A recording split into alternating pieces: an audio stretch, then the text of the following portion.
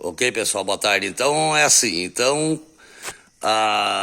estamos aqui no interior do município de Paial, instalamos uma lareira de ferro, né? Vocês podem perceber que a parede é uma parede de madeira, né? Então foi feito um isolamento de tijolo por trás dela para a própria segurança, né?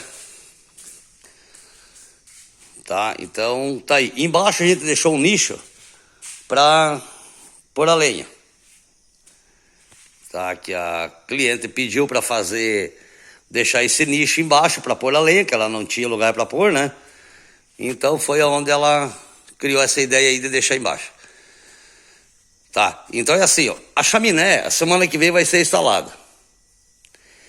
Que o calheiro não pôde vir, tá fazendo essa instalação aí por motivo de outros trabalhos que ele tinha, né? Tá, então é assim, aqui ficou a sala, né? Com essa lareira de canto, tá? E assim, então aquela base na frente ali, que ficou aquela borda ali na frente dela, vai vir acabamento de mármore, tá?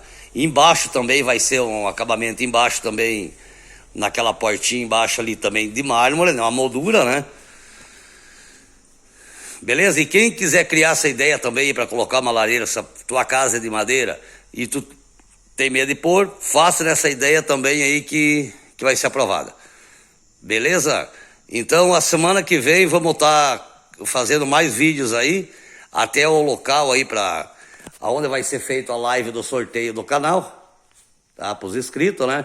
E quem gostou do vídeo aí, aproveita, vai se inscrevendo para concorrer aos prêmios do canal, tá? Ativa o sininho, deixa o like, segue nós no Instagram também, tá?